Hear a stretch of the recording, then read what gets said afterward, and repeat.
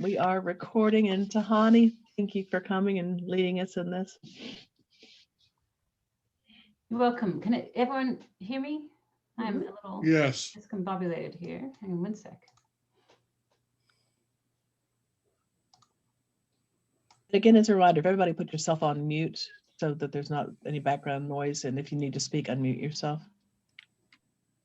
All right, so we're going to take a few minutes while everyone gathers, as the slide says. And if you guys could also grab a pen and paper, we might use them later on. I'm going to take a minute myself. I'll be right back.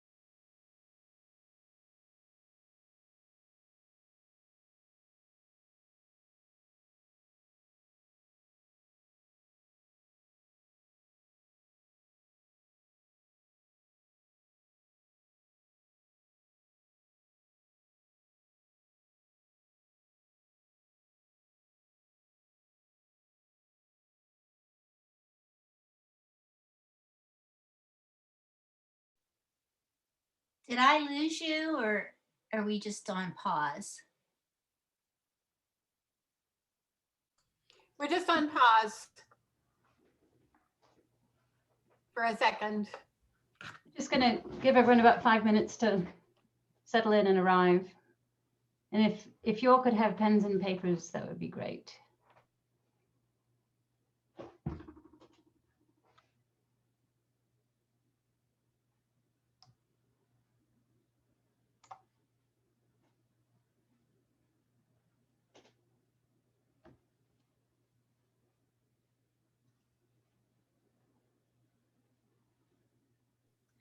I just want to tell you all you're doing a great job, and I appreciate it.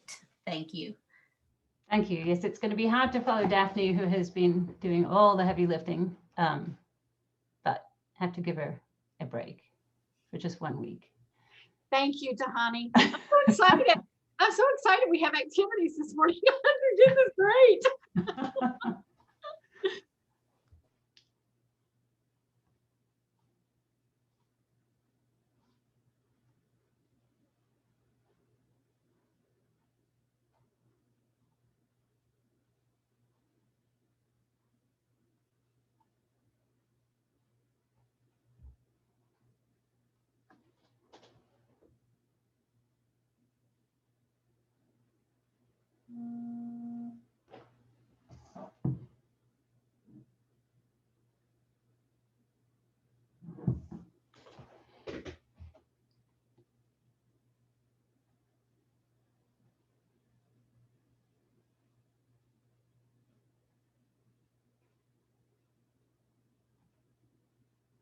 Good morning, everyone, and welcome. It's lovely to see you all.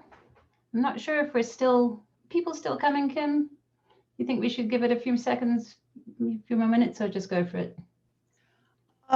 We've been studying 1718, so I think we're okay. Okay. Go ahead and jump in. All right. Well, welcome, everyone. As I said, if you have a pen and paper handy, that would be great for today. We're going to spend a little time just kind of quietly thinking before we start talking about some of the questions. Again, I'm giving Daphne a break. Thank you for the weeks and weeks of doing this pretty much single-handedly, Daphne. So let's jump in. We'll start off with Bishop Curry leading us in a prayer. Hopefully the tech part of this works.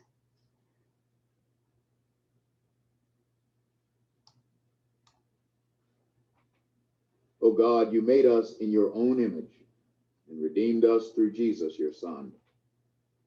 Look with compassion on the whole human family. Take away the arrogance and hatred which infect our hearts. Break down the walls that separate us. Unite us in bonds of love. Work through our struggle and confusion to accomplish your purposes on earth. That in your good time, all nations and races may serve you in harmony around your heavenly throne, through Jesus Christ our Lord. Amen. Amen. So just taking a quick look at our schedule, we've got 2 more weeks to finish the book. I hope you'll be able to join us for those. And I'm not going to review the Brave Space invitation again. I hope you're all pretty familiar with that, but by skipping over it, I don't want to de-emphasize how important it is how we be together. How we are together is more important, if anything, than what we accomplish together.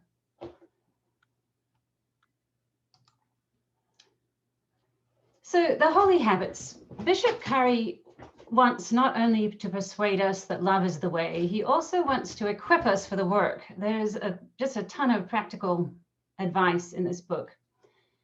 Because the kind of love that he is talking about, remember he says it's love that is action with force and follow through.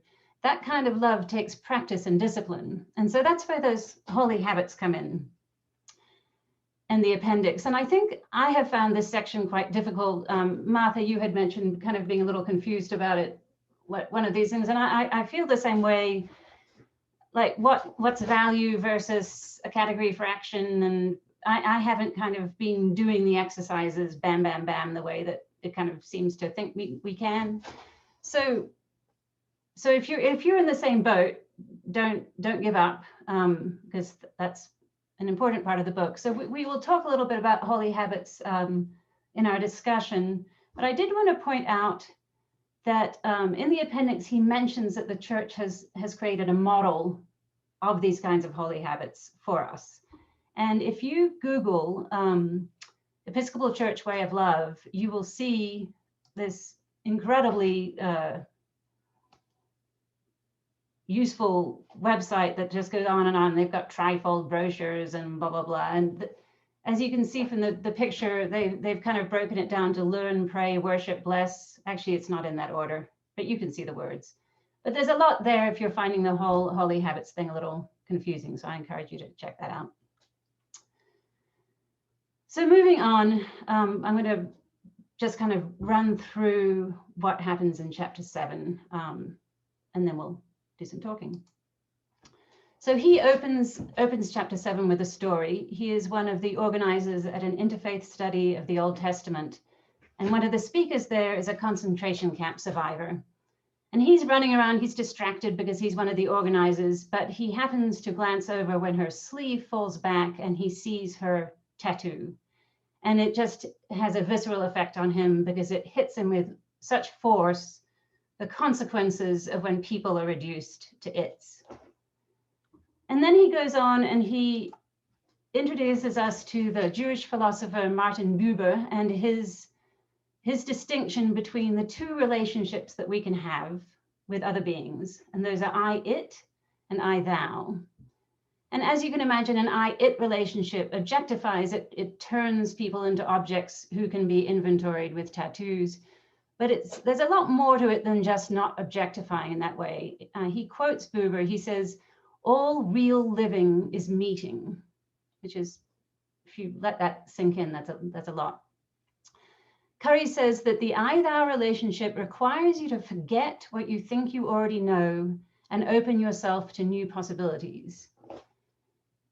Which brings us to this requirement of an I-thou relationship, that you stop and look and listen and learn and pause deliberately and give yourself time to notice. And Buber actually, for Buber, the ultimate thou in the I-thou relationship is God.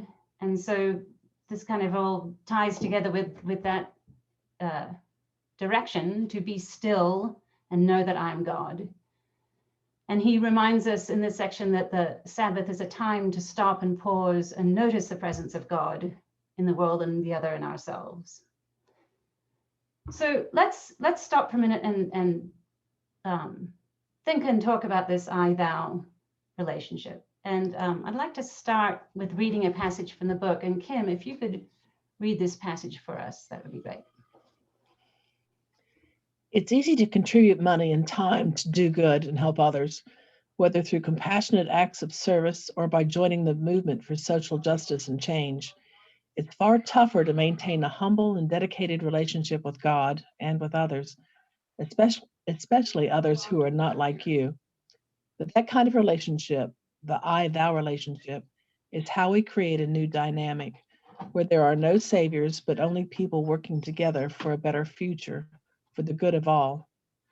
Without that mutuality, our good acts are all too easily replicate and reinforce the status quo. Thank you, Kim. I think that's a pretty rich passage.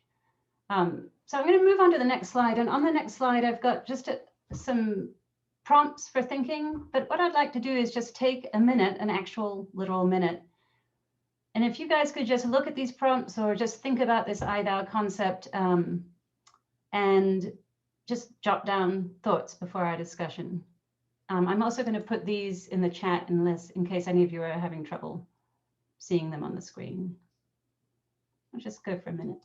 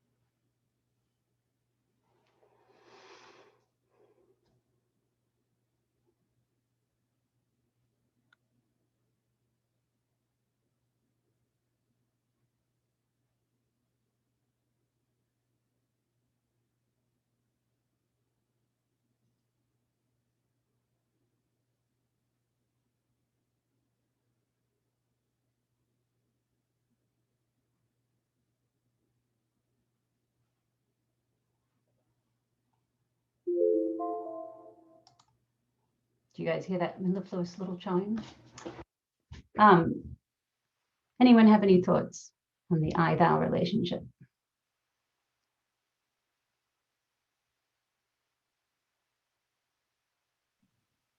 Well, it's funny. When I was doing just a little bit of journaling about it, because I did find it very loaded and rich, I went to this place of thou encompassing not just other human beings, but all of creation. Some of y'all that know me well, I've been reading The Hidden Life of Trees and Braided Sweetgrass, and writers who are really, really illustrating for me in such a profound way the thou-ness of all of creation. And that if we can look at creation as well as other human beings with that kind of humility and reverence and love, it'll change the way I had a dream last night about water. And water being scarce, which we know intellectually it is, but in our daily life, we just let it go. And I just was struck with water is a thou. So that's where I'm going with it.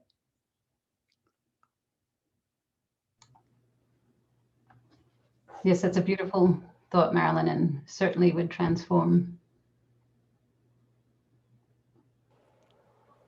I jumped in a little late, but that just made me think, Marilyn, my other job is teaching with muddy sneakers, and there's part of the fifth grade science rubric. You have to learn about what's biotic and what's abiotic, and so we'll do this with the kids and kind of go through like what makes something abiotic, what makes it biotic. And some of them are really complicated. Like anything that has ever lived is biotic, and things that aren't living are abiotic.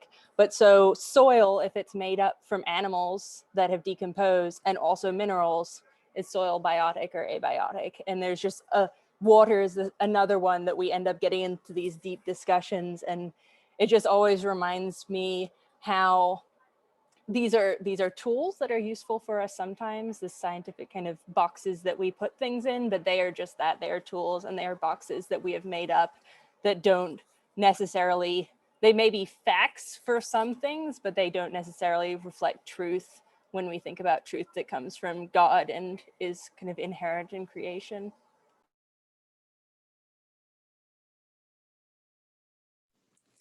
I like the question about which of the four I might be.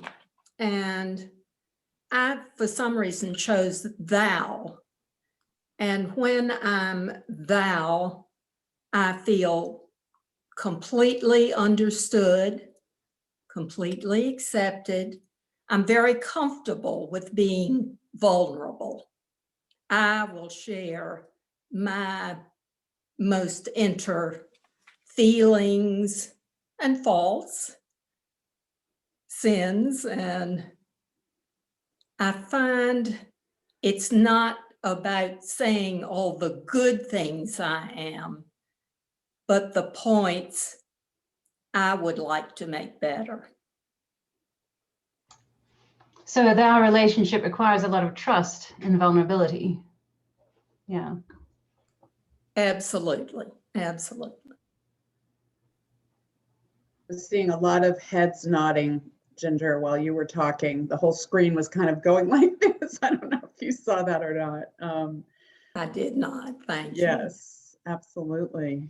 Well, and I think kind of just dovetailing on what Ginger and Miranda said, but maybe kind of going to the opposite end, to the I that, I it dynamic. I think what is so attractive about that as a default position is it's simpler, right? It's very black and white. You can be, when you're in that mode, you can be, well, she's liberal, therefore she's these things.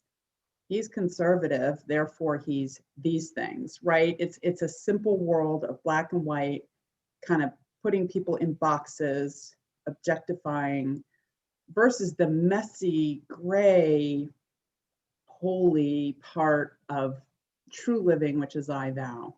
So I think it's, and I know even for myself, it's easier to kind of jump back into that mode when I'm feeling overwhelmed or somebody's really frustrating me. It's easy to kind of write them off and say, well, they're this. Pick your favorite simplistic label that never covers a person.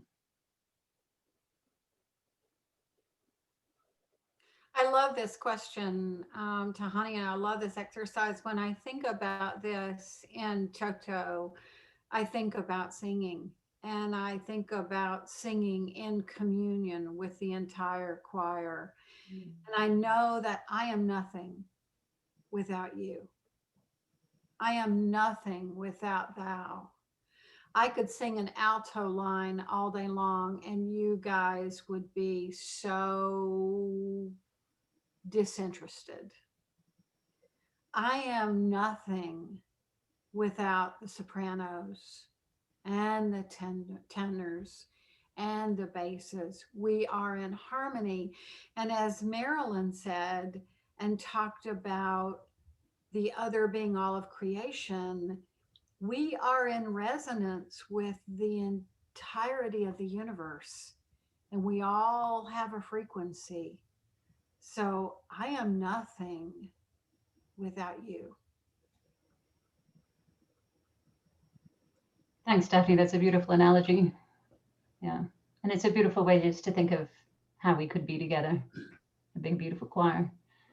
Anybody have any thoughts about, I mean, assuming that we all want more I-thou relationships in our lives, how could we practice that and make it happen? Tahani, I wanted to bring up the piece of good news that we learned from the Dalai Lama and Bishop Tutu in a book that one of the EFM groups studied this summer. And it goes to habits of mind. In other words, if you're going to change an I-it kind of march through life, you have to work on your habits of mind. How do you think when you approach another human being? And one of the things they recommended, it's much like these steps that Bishop Curry practices. In other words, we have to get from a point of not being able to do something to doing something. And so the thing that they recommend is put some distance between stimulus and response. Mm. And I can't begin to explain to you how that grabbed my attention, because one of the things that I do that is annoying and that I wish I could stop doing today is I finish people's sentences. And has always been my point of view that would let them know that I was 100% listening. And that may be true, but it's a 400 other things that are also true when I do that. And so I've decided to take, not because Lent's coming, but to take on one thing that could kind of catapult me into another way to be. And so I'm going to work on that. And it starts with my spouse. And it's when I mentioned what I was going to do, there was this great sigh of thank God. Now I don't have to tell her to stop. But just to go back to the distance between a stimulus and a response. And one of the wonderful ways to practice that is when you're watching MSNBC and you see things that you just want to come through the television set, to discipline yourself, to wait until you have more information, and to deliberately ask people for more information. So that's something I've learned along the way, thanks to those two incredible human beings who wrote the Book of Joy. Yes, I've heard of, I don't know if you brought that book up in this forum, but yeah, I heard about that recently. It sounds wonderful. It is. And I think you're also naming that curiosity piece, rather than having a big reaction, going to curiosity to wonder why that person is doing that. Right, exactly. But I hear you, Julie. I actually ruin things before they even start, because when I meet somebody, I tend to go straight to the thing that I was wanting to talk to them about, before. And that whole business of greeting, like stopping, looking at their face, seeing the child of God there, greeting it formally. I was saying the other day to someone that those formal introductions that some cultures have, I think are there for a reason. Anybody else have any ideas for actual practical habits? Yes.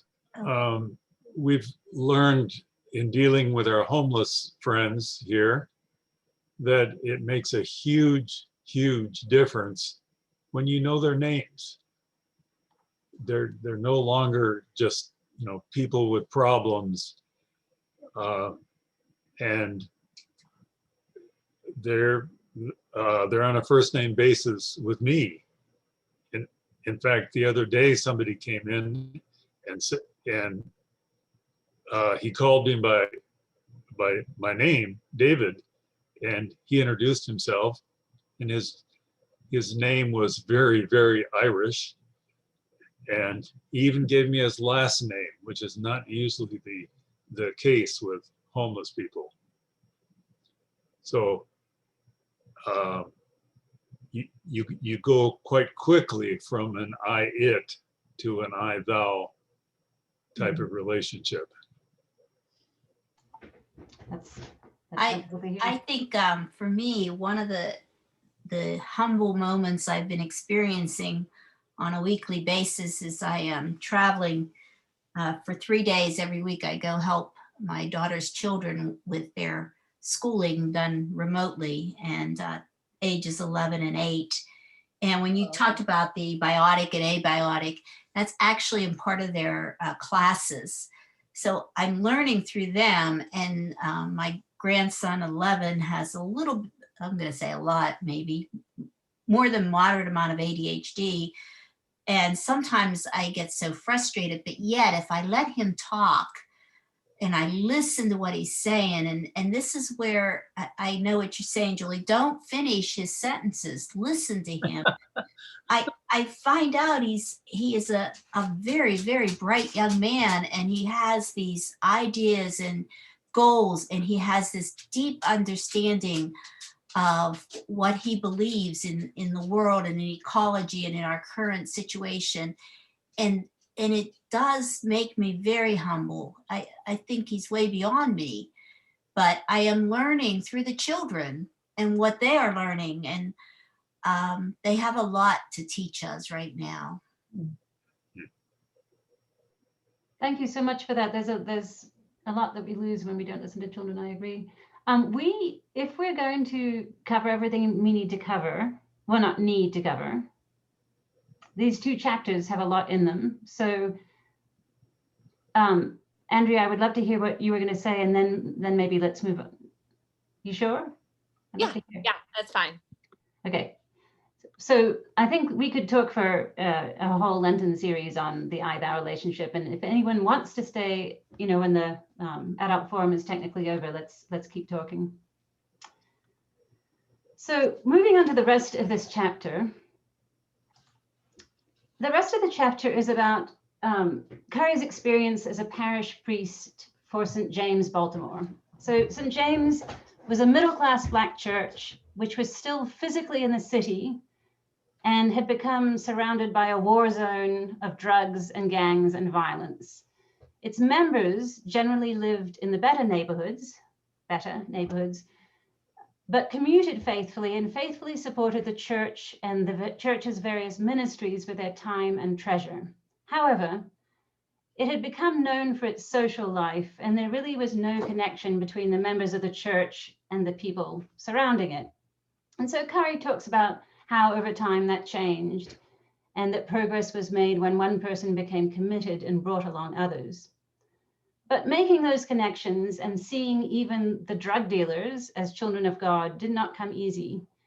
And another interesting thing about this chapter is how deeply our society is segregated, not just by race, but by class, because in this example, it was an entirely class relationship, or segregation by class.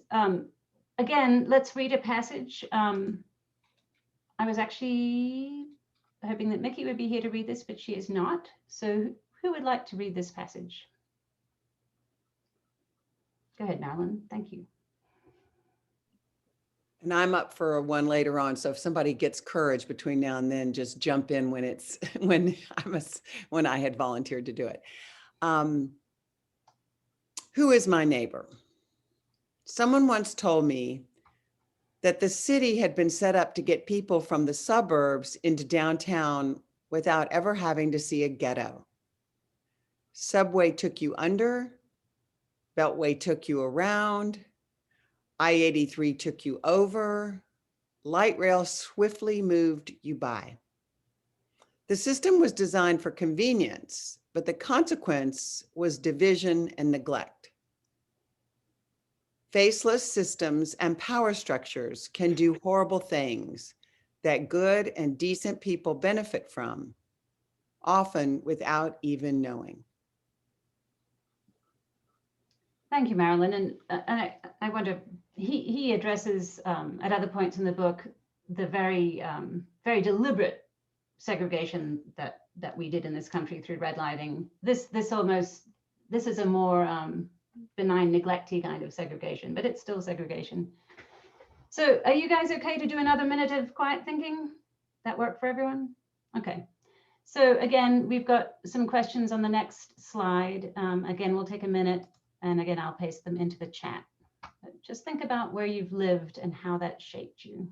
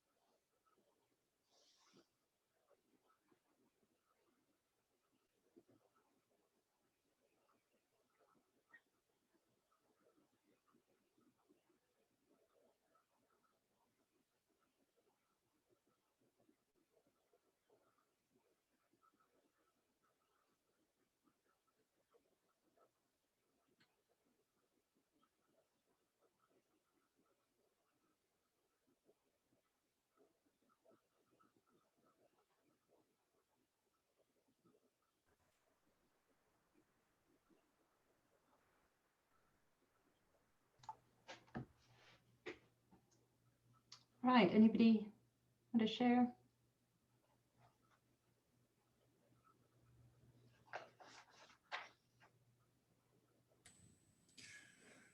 Well, basically, I grew up in a a very, how do I put it, segregated environment. I went to Episcopal schools. I went to an Episcopal boarding school. My best friend in the Episcopal boarding school, one was Black and the other was Jewish, which kind of made an unusual statement. I find myself drawn to people who are on the outside. I live in a community now where we have all manner of people, and I find myself very comfortable in that environment. However, I've never found myself, I mean, I lived on 10th Street off of Fifth Avenue in New York City, which was hardly what I would call an integrated environment. It was a very well-to-do neighborhood. And I went to Grace Church on 10th Street and Broadway, and there were very few African Americans there.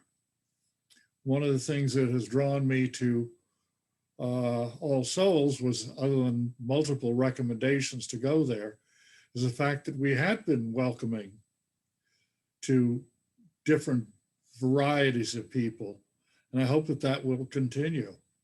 It disturbed me deeply of the past events.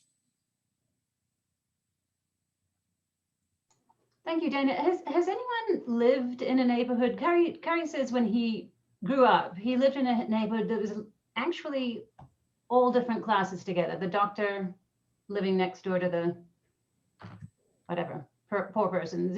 Has anyone had that experience of living in a neighborhood like that? Yes, Andrea. My husband and I moved to Boston when I was in grad school. And when we were looking for housing, we didn't know anything about the neighborhoods that we were looking at. We were just looking for a place that we could afford. And it turns out that the house we rented an apartment, and the house was subdivided into 6 different apartments. And that's how a lot of houses are in Boston. But what we found out after we had moved in was that, so they were trying to change the neighborhood, kind of gentrify it, I guess. But the house itself had been set up, had previously been owned, so that a lot of our neighbors were people who lived there because they had been given government assistance to live there, you know. So, but we didn't know that before we came in. And honestly, once we found that out, like, it was kind of eye-opening because they were just normal people. I'd already met all of the people that lived around us. It wasn't just our house, but the house beside us. And so we'd met all these people and they were very nice. And so, but it was interesting once I found out that they were on government assistance and that block was dedicated to that. Like, I don't know, it just makes me wonder, would my opinions have then been different from the outset, like if I had known that before I met them as people. So I don't know how to say that better. No, thank you. I think that's, yeah.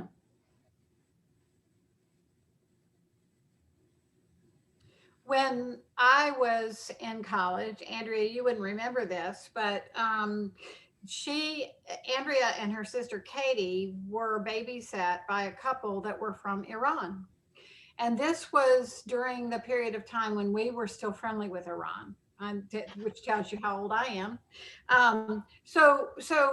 It was fabulous because in college we had these couples that lived around us who were from Iran and from India, and people who were working on their doctorates. And the couple from Iran they were in graduate school and they were studying chemistry. And we were all just really good friends. And it completely broke down these barriers of, shall I say, preconceived notions of I and it, we were just people in conversation about what we were studying, and it was so cool. And the other interesting thing about the couple from Iran was that one was from the northern Iran and the other was from southern Iran. And I was really curious about them because they looked so different. And we have been talking a lot about race and segregation, but one of them was really light skinned and one was really dark skinned. And that's very typical for Iran, for those areas of Iran who are exposed to more sun than the other parts of Iran. So I had a really keen education on racial segregation and just the color of skin and evolution, and it was a great education. I just loved it, and it really broke down barriers for me very early in life. I value that. Thank you, Daphne. Tani, I want to be sensitive to time, so if you feel like you need to move on, tell me. Both of those things are true. I want to hear what you have to say, and I'm going to try to make this brief. Barely even started talking about it. Yeah, well, I'll try to make this brief because it's actually a question I'd love everybody in the group to ponder. So we live in a more economically and racially diverse neighborhood now than I've probably ever lived in. And we have Section 8 housing in our neighborhood also, Andrea. And I'm working with a group that we periodically do what we call a clean sweep, which is just going around picking up trash in the neighborhood. And I had this idea that I was sharing with one of my co-workers on this, that we go and we pick up trash around some of these Section 8 houses. And I've been thinking, what does that feel like to have these white people show up picking up trash around your house? And a good friend of mine that's doing a lot of racial justice work, I was sharing that with her. And she said, well, if that was the only house we were going to, that might be offensive. But she said, I'm not sure it's a problem. But I had this brilliant idea of we do things through a neighborhood newsletter, but I'm concerned a lot of our neighbors aren't getting that. So I said, what if I printed up some flyers, distributed them all over the neighborhood, including some of the Section 8, inviting people to join us? And she listened and she listened. And Julie, to your point, she waited about a day. And she called me yesterday and she said, I was thinking, and she said, because she and I have been talking a lot about how to invite in some of our neighbors who we don't normally socialize with back when we were socializing. She said, I'm not sure how I feel about the first time we invite folks to join us is an activity picking up trash. So I'm just going to leave it there. It's something I've been really thinking about and was so grateful for her insight and sensitivity. Thank you, Marilyn. I would have been right with you on doing that. And it's funny that mentioning to your friend, because knowing that these things can sometimes have, be trickier than we think, and then waiting seems pretty helpful here. Mm-hmm. However, let's rush on ahead. Again, we haven't even talked about what holy habits we might be able to practice to mitigate the effects of segregation, if any of you are feeling them. I certainly feel them my whole life. All right, moving on to chapter 8, which is entirely different. In chapter 8, Bishop Curry tells us about how he became bishop of the Diocese of North Carolina. He was the first Black bishop in the South, in the Episcopal Church anyway. Apparently, he was elected by an unlikely alliance of evangelical-leaning people and social justice-leaning people, with both groups left wondering why they were voting for the same person. I love that about him. The campaign involved traveling around the diocese for town hall-like meetings, which he enjoyed. However, soon after taking office, he is forced to deal with the question of the day, which is, will the church bless same-sex unions and allow ordained people to be openly in same-sex relationships? And he tells this story starting with a relationship because it's a prominent member of the diocese who comes to him with this question. And Curry acknowledges to the man that he is not there yet, but asks him to keep talking, which apparently he does. And then Curry goes on to describe with great vulnerability his history with this question of the church's and society's treatment of homosexuality, and he admits to having not given it much thought, but he commits to digging in now, and he does. And among other things, he is torn between guarding the unity and the discipline of the church and defending those who have no helper. Anyway, he naturally comes to the right answer, and this period of discernment ends with his signaling his position by voting to approve Gene Robinson's election as Bishop of New Hampshire. And then when a majority of the bishops join him in this and the story makes headlines, the earthquake hits.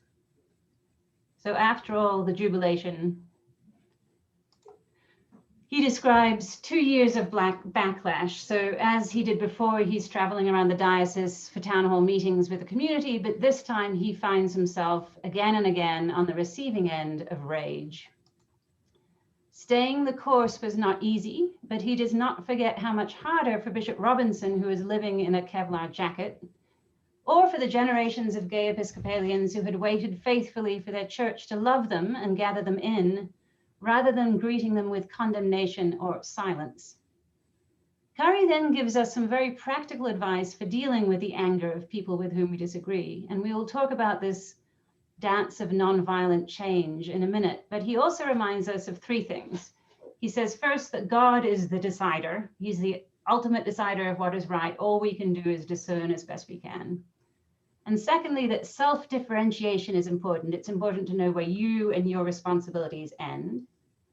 And thirdly, that you should pray for the people who are speaking against you, not that they change their minds, however tempting that might be, but just for them, to love them. So again, let's read a passage. Kathy, would you please read this passage?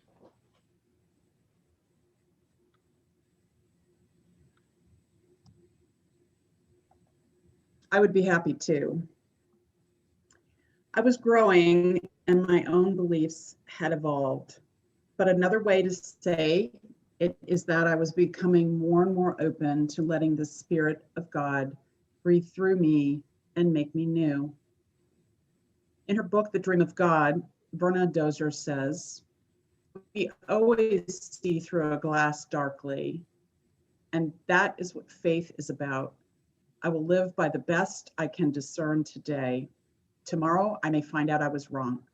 Since I do not live by being right, I am not destroyed by being wrong."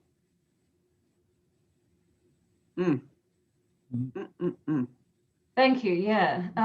So this whole, the kind of discussion topic for me is this larger thing of how do you make yourself more open when it is time for your mind to be changed, and let the Spirit do that. And what's your relationship to being right? I have a pretty strong relationship myself to being right. Maybe some of you share that. The other thing I wanted to say is, as we discuss this chapter, some of you were around when All Souls was going through this same-sex marriage discernment. So anyone who remembers that era and can speak to it in relation to these questions, I'd love to hear what you know. So I'm not sure that we can do our quiet minute, but let's just stop for a second and reflect on how discernment has looked in your life, and were there times when you were compelled to reconsider something that you either held dear or just, as in Curry's case, hadn't really questioned? And then how have you felt that push and pull between idealism and pragmatism that he was facing with this desire to kind of keep the church united? And what holy habits might help you to be more open? Anyone have any thoughts? Well, to go back a ways, I was on the selection committee for that bishop, for Gene Robinson. And that was when I was with Grace Church. And I voted to select him.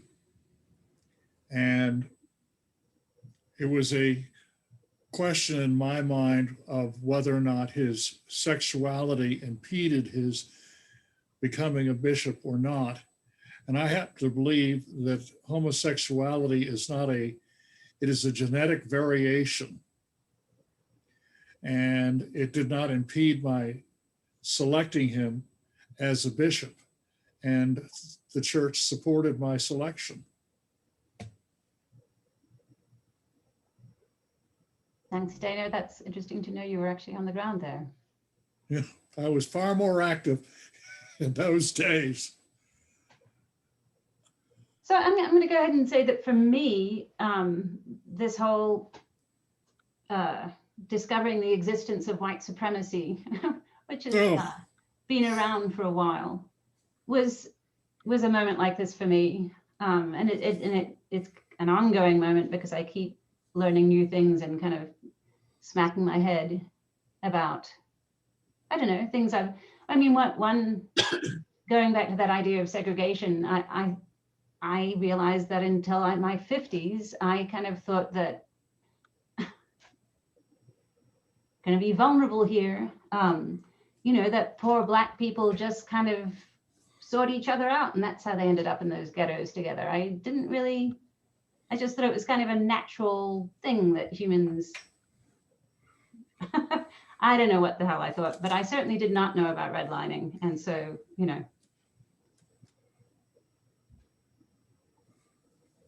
Something that jumped out to me in that quote, and I don't know, maybe it's related to holy habits, or maybe it wasn't in the quote, maybe it was in the summary, but that kind of pragmatism of unity seems so often to come up as an excuse for turning away from radical love and justice, because it will upset people. And that's just been something that I've been thinking about a lot. How often it seems like justice gets sacrificed for unity, and how, like, what is that balance? What is that kind of tightrope of love that doesn't kind of throw people who are different from you kind of to the side, but also doesn't sacrifice love that is justice, that is God's kind of radical love that I feel like we're being called to like, doesn't sacrifice that for being nice and like getting along, sort of thing. So I think a holy habit for me is like, or I don't know if it's a holy habit, but when I hear a call to unity that is jumping over justice, kind of pausing and wondering about that, maybe. Which brings us to that messy middle. Sorry, go ahead, Andrea. No. I agree with you, Miranda. And I was actually thinking several Zooms ago, I believe her name is Dylan, and I'm not sure if she's on here. She mentioned something similar to that in terms of this being an ideal but not to overlook that sometimes the struggle is kind of messy, that unity isn't always neat and tidy, and that we shouldn't just lay down and take, this kind of the radicalism of white supremacy and all of this stuff that I lose my train of thought very easily, but I agree. Yeah, it is very messy. It is very, very messy. And I love the way that you talked about it, Miranda, that tightrope, and this has been part of Bishop Curry's book, talking about, I'm supposed to love my neighbor as myself, but this balance between not just being nice, but you have to love yourself first. You have to love yourself first. But Tahani, I love this. I loved your lead in to this, and this thinking about, I never thought about, I'm pretty wedded to being right, I think. So I'm going to have to go back and look at that quote from Verna Dozier, and I love it. Do you mind going back one slide? I love this. Since I do not live by being right, I am not destroyed by being wrong. I'm going to have to go and really ponder and contemplate on this one. I love this. Thank you, Daphne. Yeah, it certainly hit me like a ton of bricks. In fact, I would say that wrapped into my own sense of my own value, I really resist that idea that we only get our value from being children of God, because I get my value from being right most of the time. And I am kidding, but definitely got some of that in there. I wanted to say part of my discernment is in listening, in learning the other's language, and not necessarily dragging them into making them learn my language and how I speak and how I think and how I do and what my life is like, but actually taking the time to learn someone else's way of doing things, someone else's way of speaking that may seem foreign to me, but they're speaking truth too. Absolutely, with curiosity. That makes me think of kind of a question that I think in one of our Seeing White groups we came to for those hard moments when people say something that just seems completely out there or whatever, you're not understanding of what does that mean for you? What does that mean to you, the thing that you just said? And that is kind of maybe a holy habit of leaning into curiosity and trying, like that same idea of kind of trying to learn the other's language, trying to understand what that means for someone that maybe I cannot understand at this point, but there's a depth that is there. And I think that that's one of the values of these groups, is that we can practice that kind of listening with each other in this safe space. Honestly, though, that's what he says, that churches should not exist for the benefit of their members, but in this case, it's a kind of feeding of us, right? To equip us to do it better outside if we practice. I'm sorry. I love what Marilyn put in the chat. I have found returning to the question, what is this in the service of, is helpful to discern whether being right is important. That's a very pragmatic question and tool, Marilyn. Thank you for that. This is Dylan. I think one of the other things for me about being right is that being right is actually really tied into the biases we express, right? It's neurologically actually tied into the bias we express. When we're right, we tend to like other people around us more. And one of the things I have started working on doing for myself is to really just try to say on a regular basis, what am I missing to other people out loud in spaces where there's a lot of people? Because saying what am I missing disrupts me from presuming that I'm right, from presuming that I have a whole context or everything that I need. And it invites my own humility and my own potential for being open to other people, but it also just tells other people that I expect to not hold the only truth. Thank you, Dylan. That's great. And that's a very practical, I mean, it's one thing to kind of say that we should have this attitude of curiosity, but having an actual phrase like that we can use a lot just makes it easier to put into practice. So thank you for that. I'm going to speed along.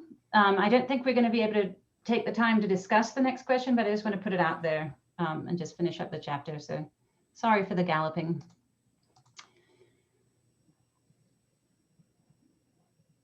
If anyone else would like to read this, I will offer up my spot. So just jump in. I'll give you 10 seconds. I will read. Thank you, Dana. Dana. My only challenge was learning how to receive anger and not give it back in return. I needed to do something very different, to stand and kneel at the same time. I need to stand by my conviction, laying out what I believed and why. And when the response was anger, I needed to learn to kneel before it. Believe me, standing in self-righteousness is so much easier.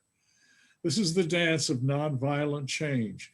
You develop the spiritual discipline of receiving and letting go, receiving and letting go, receiving than letting go. Thank you, Dana. So this hit me like a ton of bricks, and I thought, Oh, yeah. many of you have talked about arguments at the dinner table with your less woke, uncles. And I think there's some practical advice here that we may actually be able to put into practice. So, in 1 minute, if anyone has any thoughts about, has anyone done that? Receiving and letting go, receiving and letting go. It sounds interesting. It sounds difficult. This question is the reason why I'm so grateful to the discipline of nursing. Because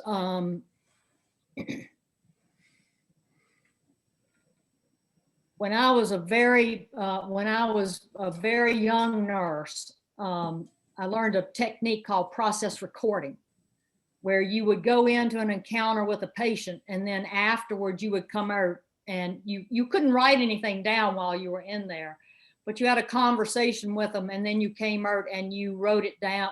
You recorded what they said, what you said. And I quickly learned that my best bet was to just not say much. That helped me a lot. And then fast forwarding many years to being a part of community outreach, which was developed when Mission and St. Joseph's were combined. I was part of that and was wonderful. And I went to public housing, and my hook was that I did foot care. I also went to A-Hope and did that every month for 18 years. And you're behind a mask, and you have to move that mask to say something to an older person. And most of my patients were elderly African-American, mostly women. And I learned how to listen to them. And standing and kneeling at the same time, that's exactly what I got from that experience. I'm not saying I'm perfect, but now that I'm retired, I daily see how bringing the discipline of being present to another person in a caring moment and bringing what you know as what you have studied and learned and practiced to that encounter. I'm so grateful for that, because that's how I can be with myself and in community with other people. And I'm hoping that the vehicle can more and more be the church, because for me, it's not work anymore. So that's why I'm really grateful for this. And anger is, that gets you nowhere. If you're, when you're dealing with somebody in a therapeutic, where you got to get down and dirty to what's going on really quickly, because that's the reason you're there. And so I kind of learned how to get real in there with people real quickly. But of course, it's their choice whether or not they open to me. So anyway, thanks. Thank you, Kay. That's a beautiful picture. My experience with facing anger was a lot during the election, that I served as a poll grader. And you're there with your tag wearing blue, I'm a Democrat, and the Trump people would deliberately try and pick a fight, saying, how can you vote for someone so senile? Or Hunter should be in jail, and just crazy stuff. And I guess my response was, I remember my dad telling me one time, just water off a duck's back. I just sort of looked at people like they were crazy, which might not have been helpful, but I just didn't respond back in anger. And sometimes it was hard. I would get very frustrated because these people are spouting lies. I didn't tell them it was a liar. I just told them that's not true. Or can you prove it? And it just seemed to escalate their anger. And if anybody has any help, that's fine, other than just me kind of detaching and just looking at them, feeling kind of sorry for them, that they were so caught up in lies or felt they had to be right, or that they would be destroyed if they weren't right. Well, I told them to put their money where their mouth is, and I won $200. All right.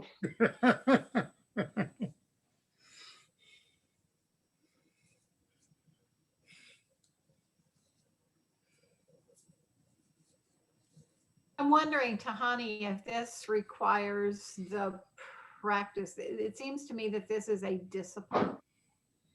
And I'm wondering if this requires the same kind of discipline work that Martin Luther King did with the folks that marched with him, because they practiced their discipline over and over so that they would kneel before anger.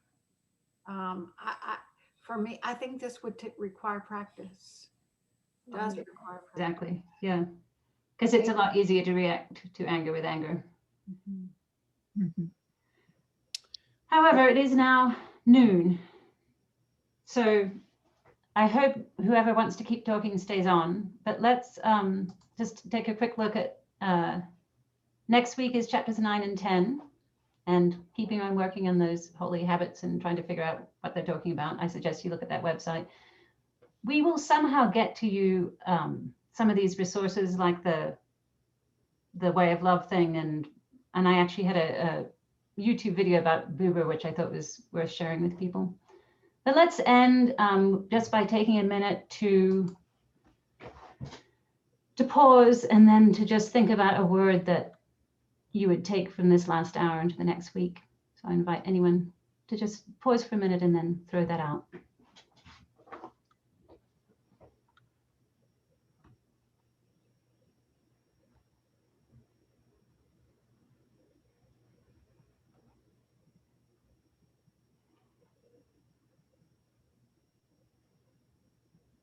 Pause. Faith. Letting go. Practice. Listen. Practice. Dance. The power of listening. Pause. Kneel. Holy habits. I like that one. Thou. Grace.